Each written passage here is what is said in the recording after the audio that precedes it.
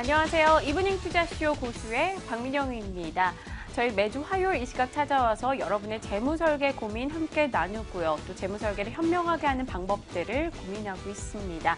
자, 요즘 저금리에 지친다라는 말을 많이들 하시더라고요. 이 저금리 시대를 살면서 어떻게 투자해야 될까요? 라는 질문을 드릴 때마다 항상 적극적이고 다소 공격적인 상품을 관심 가질 시기다라는 답변을 주시곤 하셨습니다.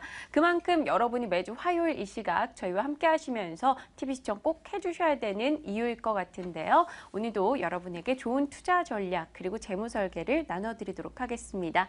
리치 DNA 파트너스의 허웅 대표님 어김없이 오셨습니다. 대표님 안녕하세요. 안녕하세요. 네, 대표님과 함께 오늘도 이야기 풀어보도록 하겠습니다. 자, 지난 시간에 이어서 오늘도 저금리 쪽에 조금 초점을 맞춰서 언급을 주신다고 합니다. 구체적으로 어떤 이야기 해주실 겁니까? 네, 안녕하셨습니까? 이브닝 투자쇼 고수의 허웅입니다. 지난 시간에 저금리 시대의 재무설계 전략이라는 주제를 가지고 말씀을 나눴는데 오늘도 이어서 계속해서 말씀을 드려보도록 하겠습니다. 1%의 저금리 시대라고 하죠. 사실적으로 보게 되면 이자 소득세, 물가 상승률을 같이 겸한다면 마이너스 금리라고 하는 게 어쩌면 더 맞는 얘기일 것 같습니다. 몇 억 은행에 넣어놓고 이자로 노후 생활을 영위할 수 있다는 것 자체는 이제는 호랑이가 담배 피던 그런 시절의 얘기가 돼버린 것 같고요. 그렇다고 해서 급한 마음에 무작정 묻지마 투자를 통해서 고수익을 또 생각한다는 것도 위험 자산에 대한 굉장히 어떤 부담감으로 작용할 수밖에 없을 것 같습니다. 대출자들의 지금 이자 부담은 정말 손톱만큼 좀 줄어드는 반면에 예금 이자도 같이 또 굉장히 감소하고 있는 그런 상황이 있지요. 저금리가 정말 펀드 투자보다도 더 위험한 그러한 상황입니다. 하지만 이 저금리라는 상황이 2015년 지금 현재 4월에 갑자기 찾아온 그러한 어떤 상황도 아니고요. 그러한 정책적인 상황도 아닙니다. 예전부터 조짐이 좀 있었고 몇 년 전부터 확연시 되었던 그런 사안인 것이죠. 아직 준비가 되지 않았다면 지금이라도 효과적인 관리가 중요한 그러한 시점이 되겠습니다. 일단은 소비를 잘 관리하셔서 가처분 소득이라고 하는 절약 정신에 의해서 늘리는 게 우선일 것 같고요. 그 돈을 잘 활용하셔서 미래 수익을 창출해낼 수 있는 그러한 고민을 해볼 수 있는 어떤 그러한 시간이 되시길 바라고 또 오늘 같은 경우는 우리나라보다도 먼저 저성장 저금리를 좀 겪고 있는 경험하고 있는 일본의 사례를 보면서 그 문제점 그리고 시사점을 함께 생각해보고 고민해보는 그러한 시간 가져보도록 하겠습니다.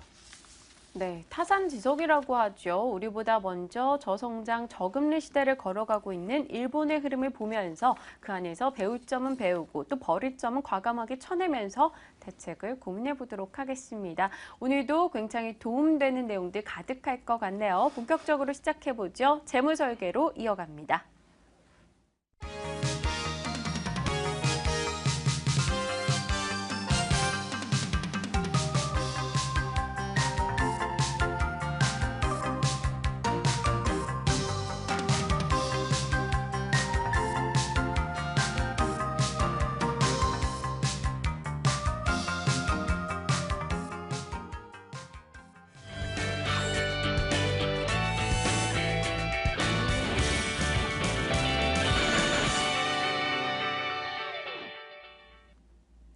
네, 첫 번째 순서입니다. 실전 재무 설계 시간입니다. 실질적으로 고민하고 계신 분들이 직접 사례를 보내주시고 또 대표님과 상담을 거쳐서 솔루션까지 받게 된 내용들입니다. 어떤 분이 또 가장 먼저 사연을 보내주셨을지 첫 번째 사례자부터 화면 위로 만나보시죠. 네, 첫 번째 케이스입니다. 44세 회사원이시고요. 아내분은 39세 전업주부십니다. 자녀가 2분 있어요. 큰아드님 13살, 둘째 딸은 10살입니다. 초등학교 6학년, 3학년 각각 어린 자녀들이 두고 있는 상황이고요.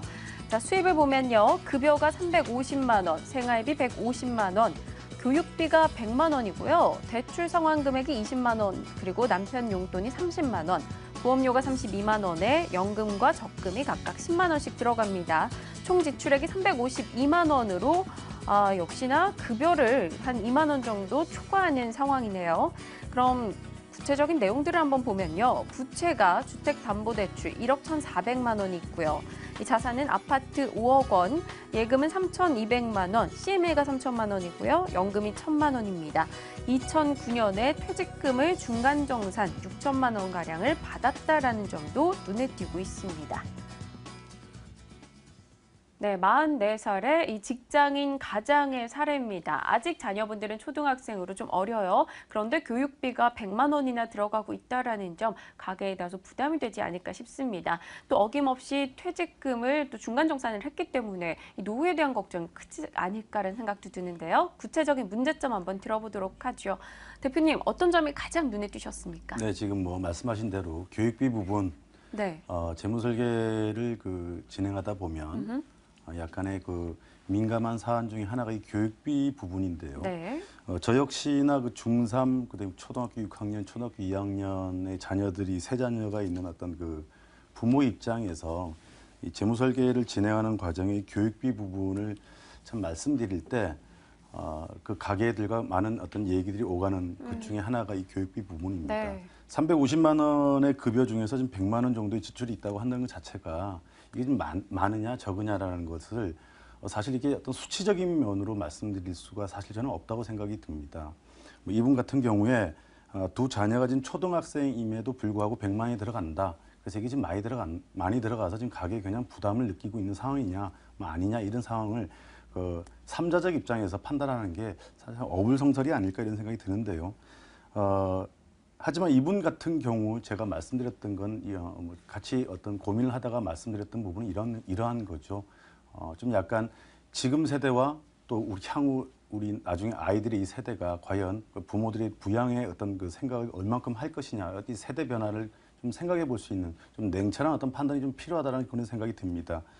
그래서 교육비 부분은 향후에 나중에 솔루션 부분에 나오겠습니다만 이 교육비 부분은 이 가계에서는 제가 말씀을 굳이 더 이상 드리지 않는 것으로 좀 정했고 이 100만 원 같은 경우 더 이상 아이들이 성장하면서 있어서 교육비 지출을 갖다 좀 더 이상 늘리지 않겠다 이 정도로 마무리를 했던 상황의 어떤 가계입니다. 네. 이 문제점을 보게 되면 노후자금이 사실 중간에 퇴직금 정산을 받음으로 인해 가지고 사실 중간에 좀 부족한 상황을 좀 겪게 되는 어떤 그런 상황을 좀 우리가 생각해 볼 수 있는 것 같고요.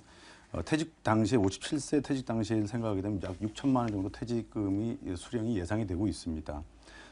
또 하나 문제점 같은 경우 보면은 대출 상환 잔액이 남아 있는 상황인데 예금이나 CMA 등에도 수익률이 낮은 어떤 상품을 계속 이용하고 있다라는 거고요. 대출 상환 퇴직 시점 57세를 지금 가정을 했을 때 현재 기준으로 국민연금 수령 65세까지 공백기를 메울 수 있는 노후 자금이 좀 굉장히 부족한 상황으로 좀 보이고 있는 상황입니다.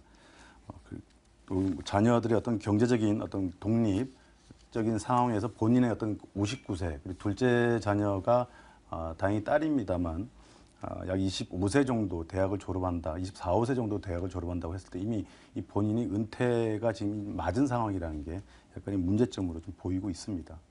네, 일단 퇴직금을 중간 정산했기 때문에 은퇴 이후 자금에 대한 걱정이 높아질 수밖에 없고요. 또한 수익률을 좀 극대화하는 상품을 꾸려봐야 할 텐데 CMA나 그리고 예금 등의 다소 수익률이 낮은 쪽으로 자산이 치중되어 있다는 점도 하나의 포인트로 꼽아주셨습니다. 뿐만 아니라 현재 저축액으로는 대출 상환이나 노후 자금 준비가 역시나 역부족이죠. 저금리 시대를 살고 있기 때문인데요.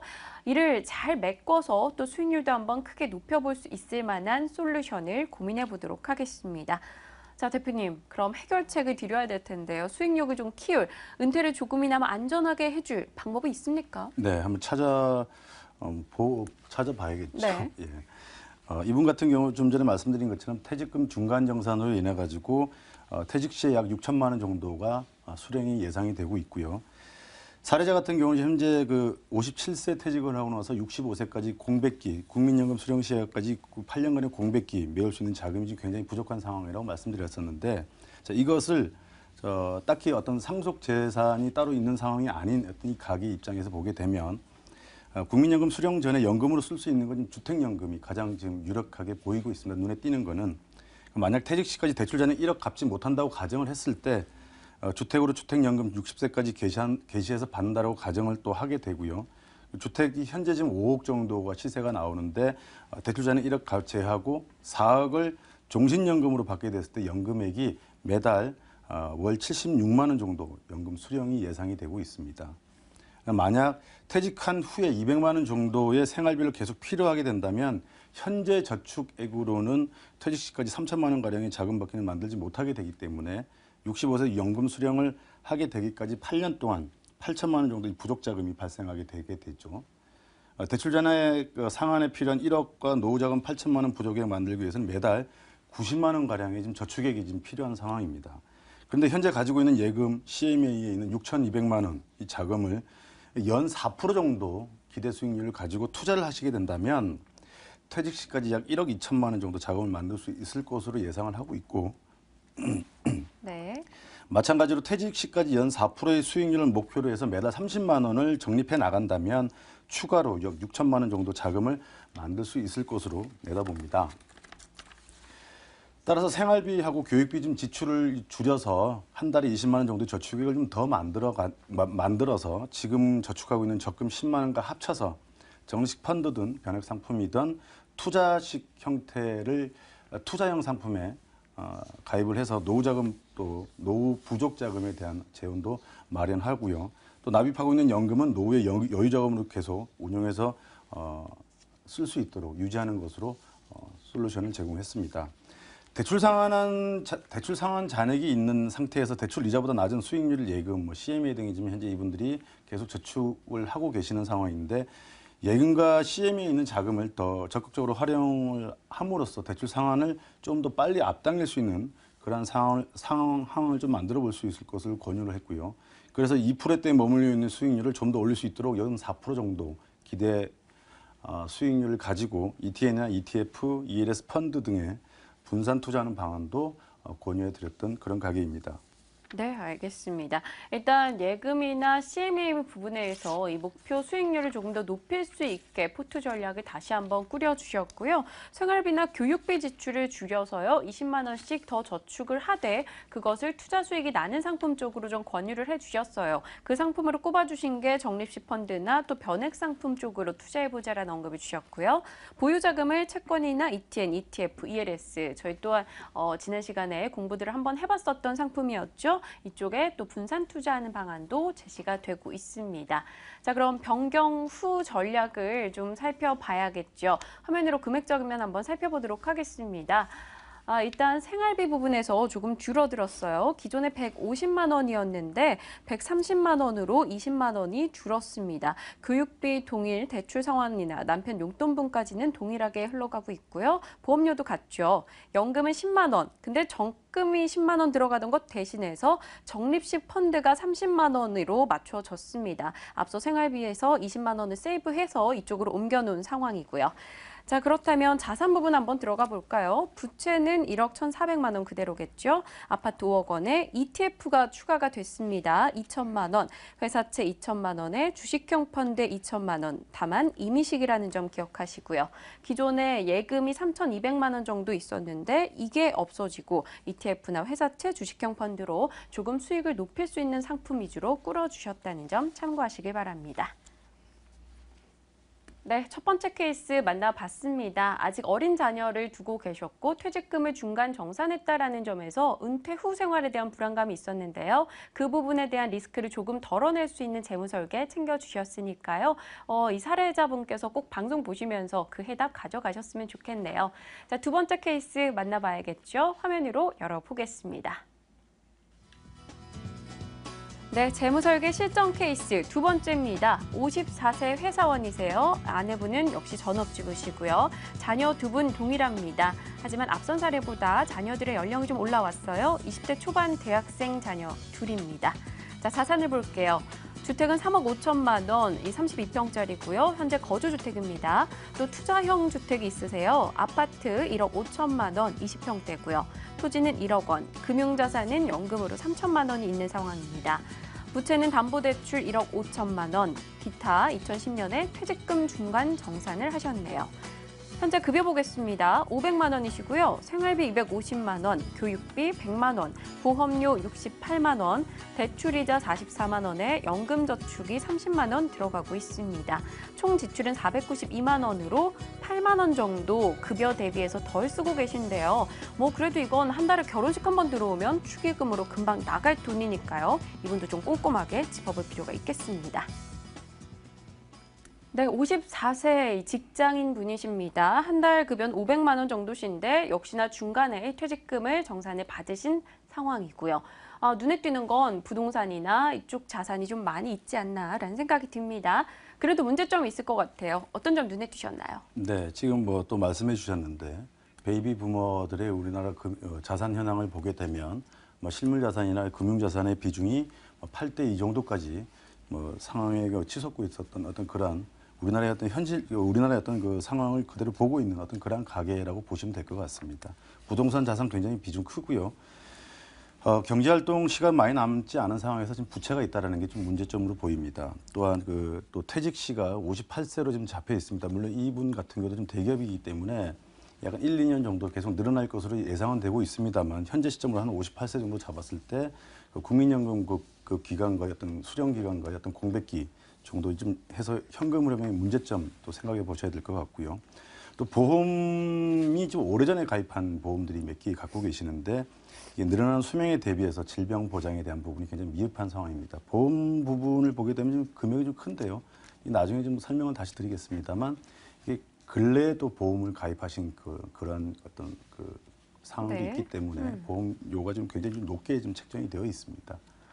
네, 일단 부동산 자산 비중이 높다라는 점도 지적을 해주셨고요. 특히나 부채가 1억 5천만 원입니다. 현재 경제 활동 시기가 그리 남지 않은 상황이기 때문에 좀 부담이 되는 금액이라는 점 이야기를 언급해 주신 상황이고요.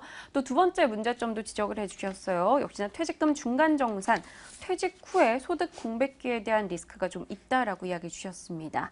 자, 일단 보험료가 68만 원 한 달에 납입이 되고 있어요. 이 오래된 보험 상품을 보유하고 있기 때문에 질병 보장이 조금 미흡하다라는 점을 이야기를 해주셨네요. 이것도 좀 조정이 필요한 상황이고요.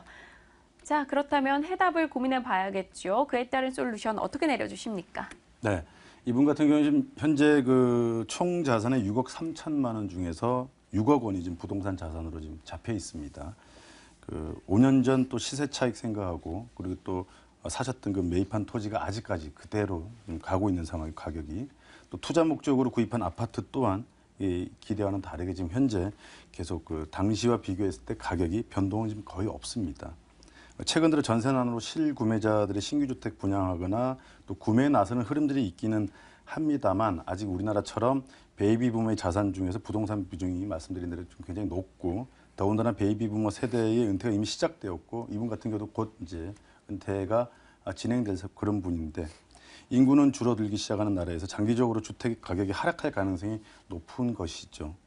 그런데 과거 경험에서 벗어나지 못하고 검증되지 않은 정보를 믿고 토지 등의 부동산 자산을 많이 보유하고 있는 것은 노후 자금이 지금 현재 풍족하게 형성되지 않은 상황에서는 좀 굉장히 문제점으로 보이고 이걸 좀 어떤 그 해결책을 마련해야 되는 그러한 사례자의 어떤 모습으로 보실 수 있습니다. 사례자가 지금 현재 은퇴까지 불과 한 4년 정도밖에 지금 현재로서는 시간이 남아있지 않은 그러한 상황인데 여기에 부동산을 담보로 부채까지 있는 점을 생각해 본다면 혹시 부동산 이 가치에 부동산 가치에 많은 어떤 하락이 생긴다면 굉장한 어떤 리스크로 이분에게 적용될 것 같습니다.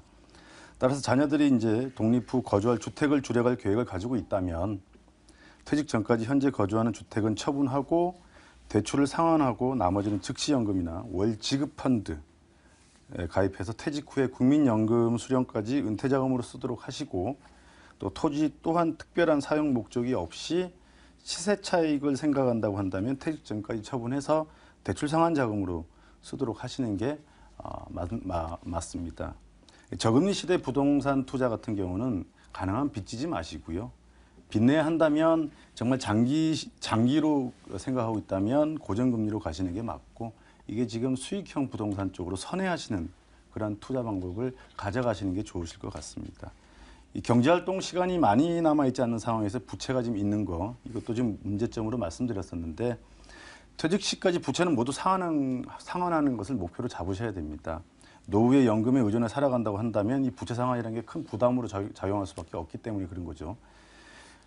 빠른 시간 내에 토지나 아파트가 처분된다면 다행히 그래도 이분 사례자 같은 경우는 지금 그 아이의 교육자금 교육비가 지금 100만 원 정도밖에 네네. 안 들어가는데 이 자녀가 지금 기숙사에 생활을 하고 있기 때문에 이 정도 비용이 들어가고 있고요.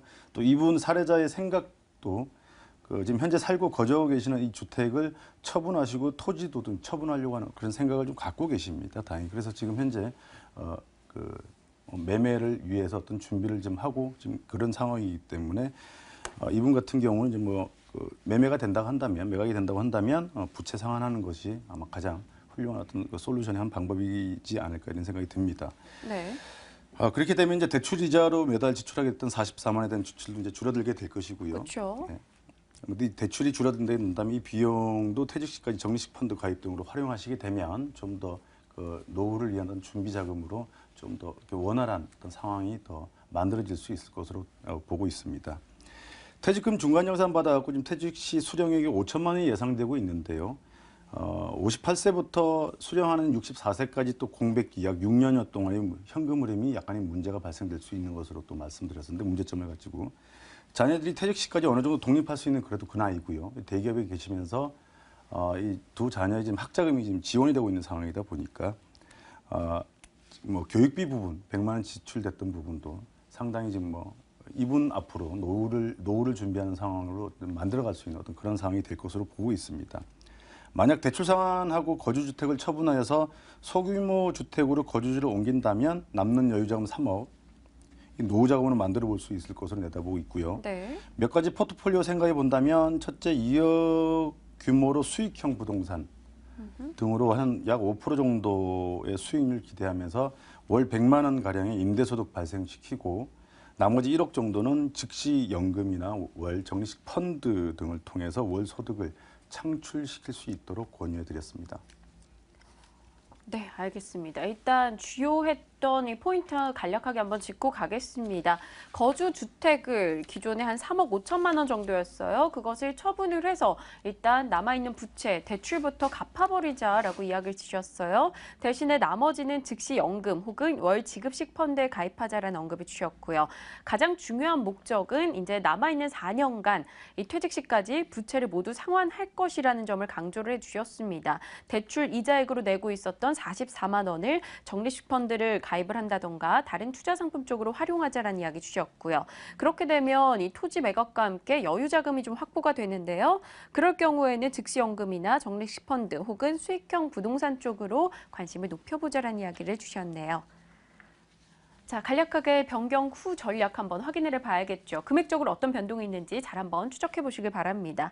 주택은 3억 5천만 원이었어요. 이것을 매각하자라는 이야기를 주셨고요. 대신에 기존 투자형 주택으로 가지고 계셨던 집에서 그것을 거주주택으로 활용하자라는 이야기 주셨고요. 토지 1억 원은 매각하자라는 판단입니다. 그렇다면 한 4억 5천만 원 정도를 확보하게 되는 상황이죠. 그중에 즉시 연금으로 1억 원을 가입하고요. 담보대출, 이 부채였죠. 1억 5천만 원을 빠르게 상환해 보자라는 이야기를 해주셨습니다. 남는 금액은 역시나 수익형 부동산 쪽으로 투자를 해보자는 이야기를 주셨고요. 네, 실전 사례 2가지, 그에 따른 문제점과 해결책까지 이야기 나눠봤습니다. 분명 보시면서 나와 유사한 상황이네 하시는 분들 계셨을 것 같아요. 그렇다면 한번 레포트도 적어놓고 관심 가져서 이 전략을 짜보시는 것도 좋을 것 같습니다. 자, 첫 번째 코너 여기서 마무리 짓고요. 이어서 하우투 재무설계 시간으로 이어갑니다.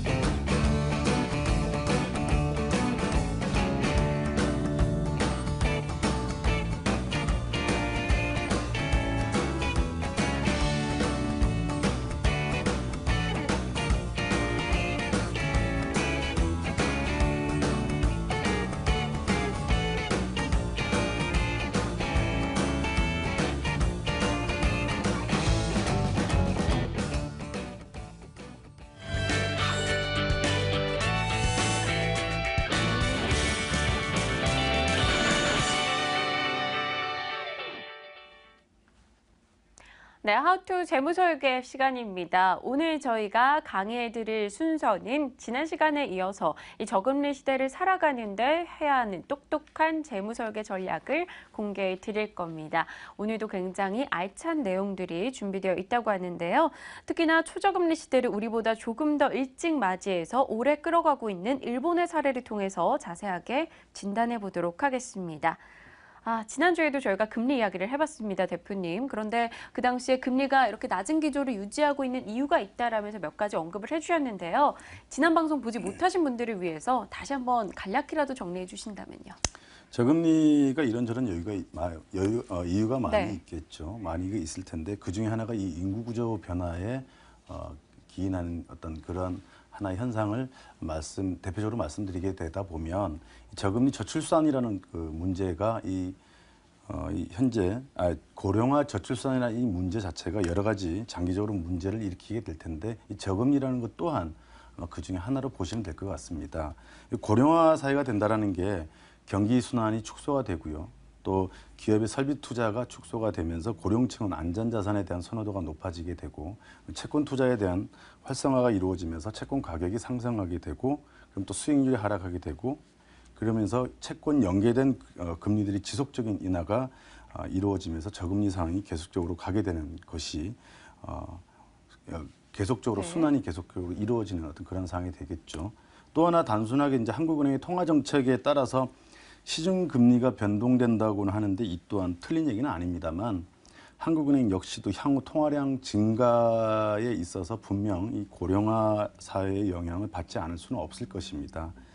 한창인 청장년층 같은 경우에는 많이 돌아다니고 또 역동적이고 다소 모험적인 생활을 해볼 수 있겠지만 상대적으로 고령화된 노인분들 같은 경우에는 아무래도 덜 활동적이 되고요, 덜 또 쓰게 되고 그러면서 또 생활의 탄력도 역시 함께 축소하는 어떤 그런 상황이 생기면서 이러한 기조들이 계속 유지가 되는 그런 상황들이 계속 발생되겠죠. 네, 인구 구조를 언급을 해주셨어요. 사실 고령화 시대를 맞이하면서 물론 이 연령에서도 탄력을 좀 잃어갈 수 있겠지만 국가 전반적인 경기 상황에서도 탄력이 좀 둔화됨을 느낍니다. 이러한 것을 만회하고자 정부 측에서는 금리를 낮춘다던가 이런 부양책을 내놓기도 하는 거죠. 하지만 분명 장점, 단점이 있기 마련인데요. 일본 같은 경우는 저희보다 한 발 빠르게 고령화를 겪었고 저금리를 또 대책으로 내놓기도 했었습니다. 일본은 그간 한 10년간 잃어버린 10년이라는 얘기도 있잖아요. 네. 그만큼 힘든 시기를 겪었는데요.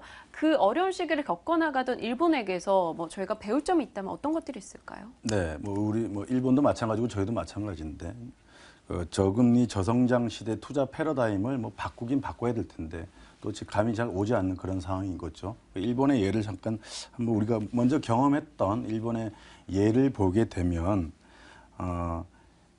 어떻게 우리가 좀 대응할 수 있을지에 대한 생각을 좀 할 수 있지 않을까 그런 생각이 듭니다. 네.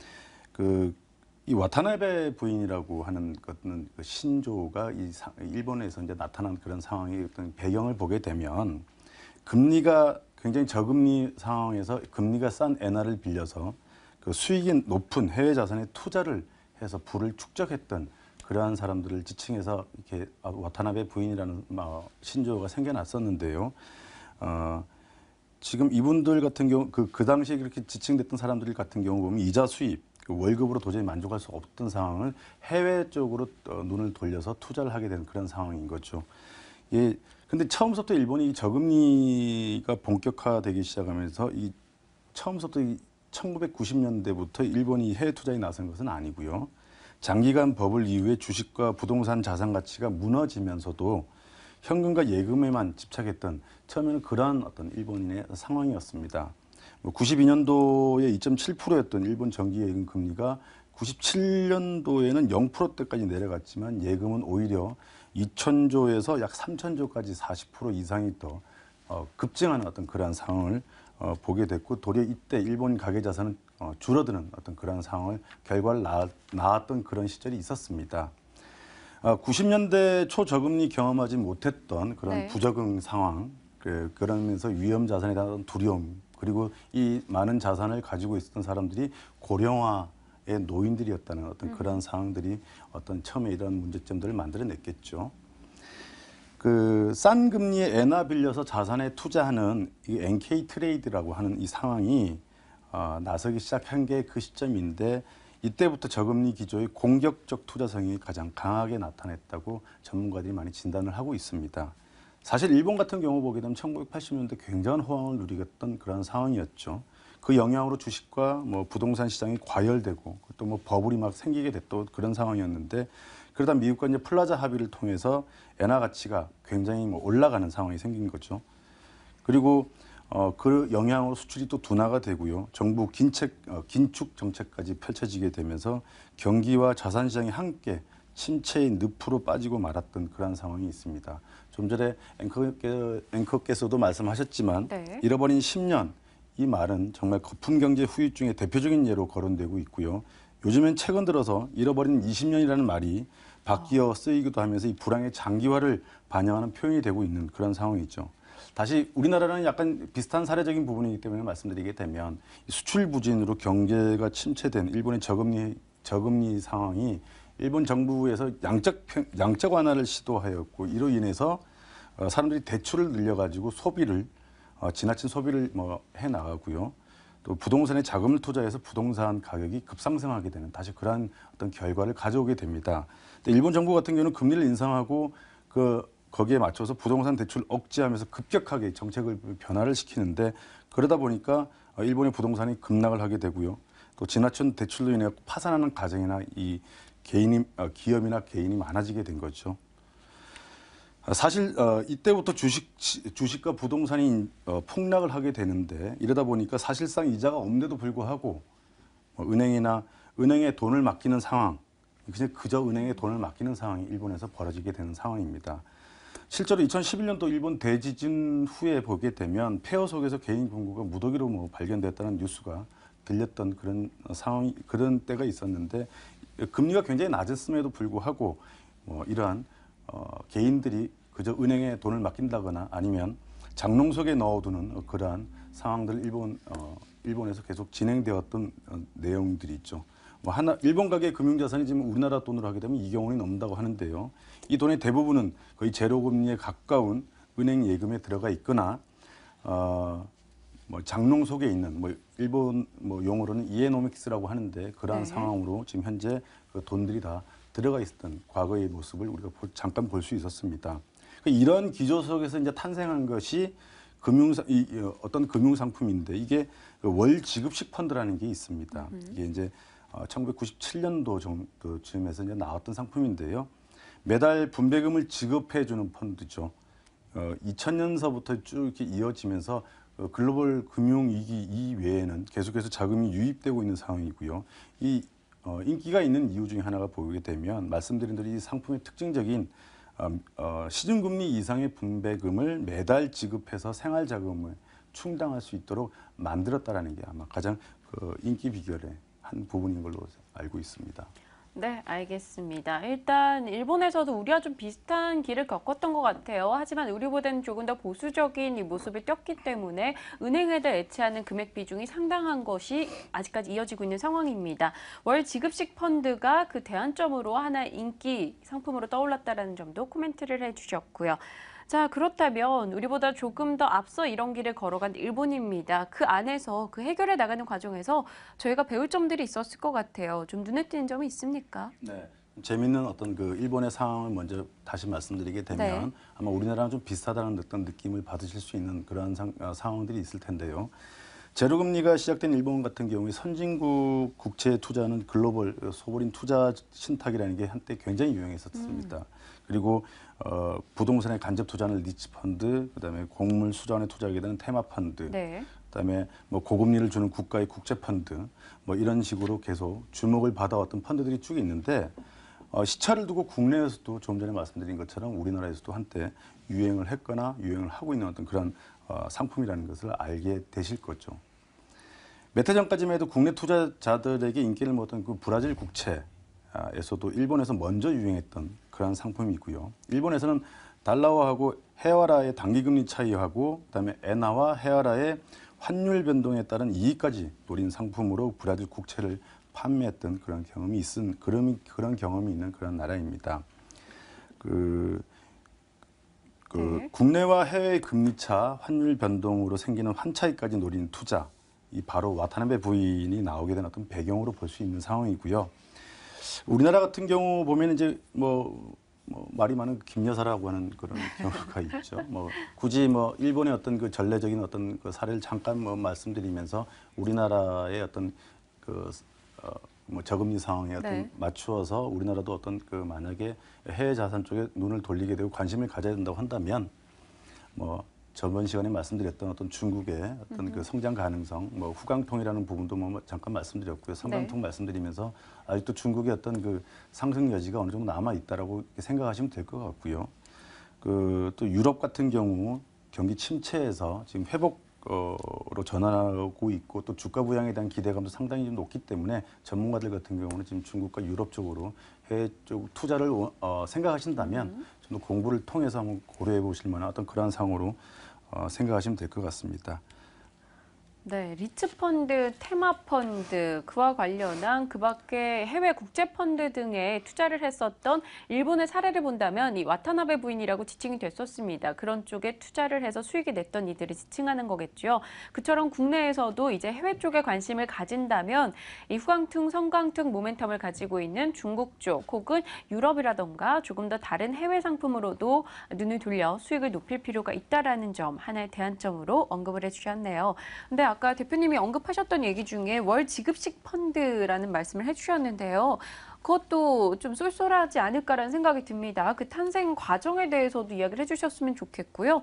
일본에서는 현재 이 규모가 상당수 집계가 되어 있다면서요? 네, 그렇습니다. 이게 아무래도 고령 인구가 증가하면서 안정적인 어떤 그 월 지급에 대한 수익을 네. 원하는 요구가 굉장히 늘어나면서 일본 금융시장 같은 경우는 이 분배형 상품 중심으로 지금 그 체질이 좀 바뀌어가고 있고요. 이 규모 자체를 보게 되면 공모펀드의 60% 정도를 차지하고 있을 정도입니다. 이게 지금 이 월 지급식 펀드, 정말 용돈 펀드라고도 하는데요. 이 어려움을 겪던 그 증권사들까지도 살려냈던 어떤 그러한 상품입니다. 대형 증권사 같은 경우는 수익원 중심을 주식 매매가 아니라 자산관리 쪽으로 옮겨갔을 정도이고요. 물론 자산관리 중심에는 투자 신탁이고 월 지급식 펀드가 중심에 있다라는 거 좀 기억해 보시면 좋을 것 같고요. 보험업계에서도 즉시연금 내놓아서 월 지급식 시장을 양분하고 있는 그런 상황입니다. 고령화 사회에서 고령화로 인해서 저성장 속에서도 기회는 분명히 찾을 수 있는 것으로 보이는데요. 일본의 그 지수가 네. 1989년서부터 2012년도까지 73%나 급락했던 아이고야. 그러한 과거의 경험치를 갖고 있음에도 네. 불구하고 오른 종목을 보게 되면 정밀기계나 제약, 자동차 쪽이 굉장히 상승했던 것으로 보입니다. 특히나 우리나라 그 고령화의 속도가 정말 그 세계 어떤 그 1등이라고 가정을 해본다면 여기서 좀 약간 그 관심을 가져야 될 부분이 아마 제약업종을 좀 더 유심히 좀 보실 필요가 있는 것 같고요. 또 노인 인구가 증가하게 되면 당연히 아무래도 제약이나 의료 관련 기업들이 매출이 자연스럽게 늘어날 수밖에 없는 그런 상황이 되겠죠. 그리고 또 어느 정도 GDP가 넘어가면서 좀 어느 정도 선진국 쪽으로 가다 보면 아무래도 좀 어느 정도 이제 먹고 사는 거에 대해서 아주 조금은 좀 이렇게 좀 덜 신경 쓰게 되면 아무래도 이제 헬스케어 쪽이나 네. 바이오 쪽 이런 쪽도 굉장히 좀 유심 있게 바라보실 수 있는 어떤 그러한 상황이 될 것으로 내다보고 있습니다. 우리나라 같은 경우 지금 한미 FTA 체결 이후에 다국적 제약사들이 국내 진출로 인해 가지고 오랜 기간 약세를 보였던 국내 제약사들이 지금 작년서부터 굉장히 상승세로 돌아선 것도 지금 제가 조금 전에 드린 말씀의 어떤 그 한 부분에 어떤 부연 설명이 되지 않을까 이런 생각이 들고요. 제가 첫 시간에 금융 이슈라고 하는 부분에 처음에 들고 나왔던 상품도 헬스케어 상품이었다라는 것도 한번 기억해 보시면 좋을 것 같습니다. 네, 알겠습니다. 해외 투자에 대한 관점을 조금 더 넓게 펼쳐주셨어요. 각국이 워낙 발전 단계도 다르기 때문에 해외 투자한다는 건 리스크도 좀 줄여갈 수 있는 방안이 되지 않을까 싶기도 합니다. 중국이나 유럽 등의 글로벌 상품에도 관심도를 높여보자라는 이야기를 해주셨고요. 굳이 섹터 내로 관심도를 좁혀본다면 헬스케어 쪽으로 조금 더 집중해보자라는 이야기 언급해 주셨으니까요. 관심 가져가시길 바랍니다. 자, 이어서 하우투 재테크 재무설계 이야기 준비해봤는데요. 또 주요한 이슈 상품은 뭐가 있는지 도전 이슈 상품으로 이어가시죠.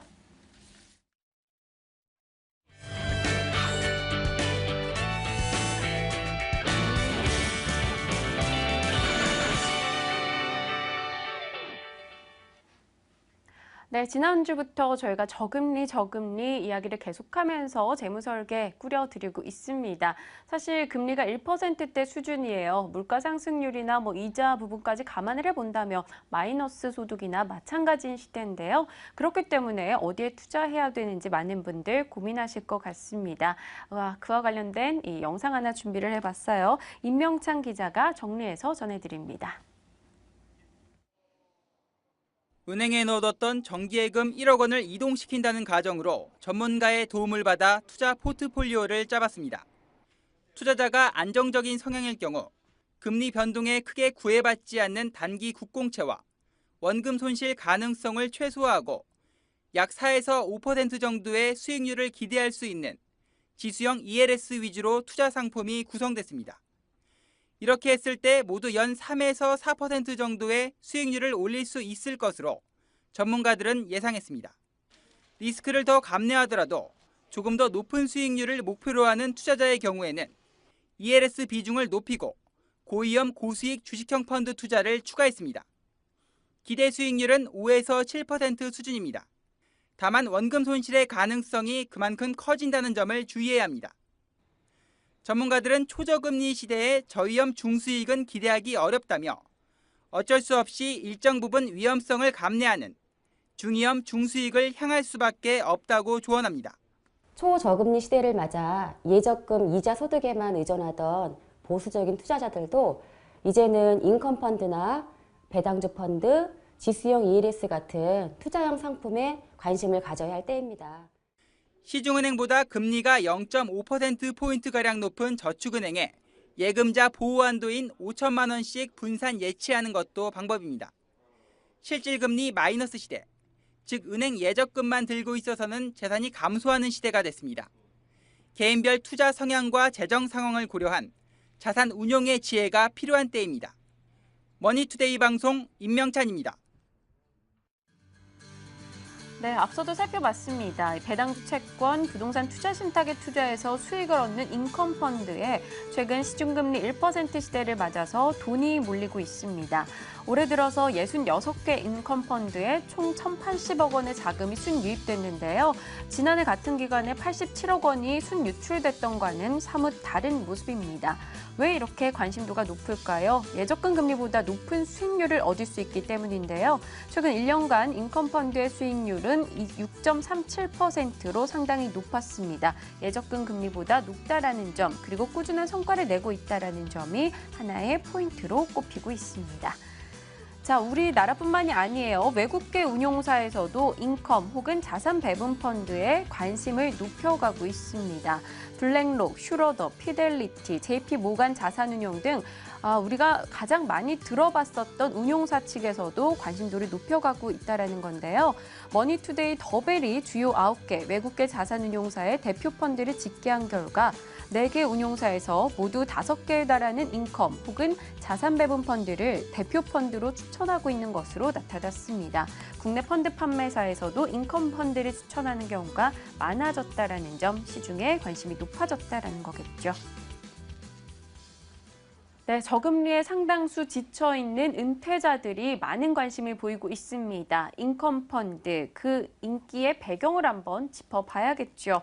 인컴 펀드에 대한 시장의 관심도 어느 정도인지 한번 언급을 해주신다면요. 네, 먼저 저금리를 겪고 있는 네. 선진국이라고 하는 일본이나 싱가포르나 대만의 그 고령자들 같은 경우는 전 세계에 골고루 나눠서 투자하는 인컴 펀드에 투자함으로써 그 현금 흐름을 만들어내고 있는데요. 이 인컴 펀드라는 게 우선주, 고배당주, 그다음에 채권, 리츠 등의 분산 투자에서 중위험, 중수익의 상품으로 지난 2013년도 상반기서부터 계속 인기몰이를 해오고 있는 그런 상품으로 보시면 될 것 같습니다. 네, 인컴 펀드 어떤 상품들이 어느 정도 수익을 내고 있는지도 짚어봐야 될 것 같아요. 어떻습니까? 인컴 펀드가 출시 당시 2012년도 같은 경우는 설정액이 한 1,000억 정도에 지나지 않았는데 네. 지금 같은 경우 보면 거의 1조 이상의 이야. 그 기준 설정이 지금 잡혀 있습니다. 네. 뭐 올 들어서만도 한 2천억 가까이 지금 뭐 자금이 몰려 있는 그런 상황인데 펀드별로 보게 되면 슈로드 아시안 에셋 인컴 네. 이 종류의 1년 수익률이 지금 11.56%를 시작으로 해서 미래에셋 글로벌 인컴 이런 펀드 같은 경우는 6.25까지 이렇게 되어 있습니다. 이게 그런 식으로 지금 수익률이 굉장히 지금 한 최소한 한 6%, 네. 7% 이상의 어떤 그 수익률을 좀 가져가고 있는 어떤 그런 상품으로 보시면 될 것 같습니다. 네, 알겠습니다. 현재 실질적으로 들려오고 있는 확정된 수익률 같은 경우는 기존의 예금의 금리 이자보다는 훨씬 더 높네요. 적어도 6%대, 또 많게는 11%, 13%까지 높은 수익률을 기록을 하고 있습니다. 그럼 앞으로 이렇게 인기를 끄니까 수익률이 더 좋아질 수도 있잖아요. 기대 네. 수익률은 어느 정도입니까? 인컴 펀드 같은 경우에 기대 수익률이 한 6%에서 8% 정도 목표로 잡고 있는데요. 네. 글로벌 고배당 주식이나 채권, 부동산 인프라 등의 투자 대상에 대한 어떤 제한도 없고요. 또 미국, 유럽, 아시아 등의 투자 지역에 대한 그 부분도 굉장히 다양한 부분의 어떤 성격을 가지고 있는 상품입니다.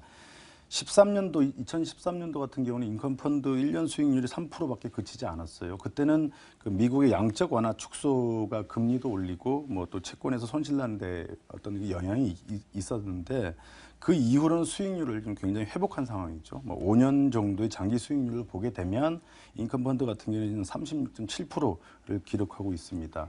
나누게 하다 보면 연간 7% 이상의 수익률을 지금 주고 있는 어떤 그런 상황이 되고 있습니다. 네, 월급처럼 일정한 수익을 낸다라는 점이 가장 큰 메리트로 꼽히고 있는 인컴 펀드입니다. 수익률도 상당히 좋은 상황이고요. 그렇다면요, 지급 방식이 어떻게 되는지 궁금할 것 같아요. 정말 월급처럼 따박따박 나오는 거 맞는 거죠? 네. 월급처럼 일정한 수익을 낸다는 특성 때문에 인컴 펀드가 굉장히 인기몰이를 하고 있는 것 중에 하나가 되는데 네. 월 지급식 형태로 나온 이 펀드가 굉장히 많습니다. 월 지급식 펀드라고 하는 것은 매달 어느 정도의 수익금을 돌려받을 수 있도록 설계된 그런 펀드로서 보통 매달 일정 금액을 받는 방식 하나하고 적립금의 일정 비율을 돌려받을 수 있는 방식 중에서 투자자들이 선택하시면 될 것 같고요.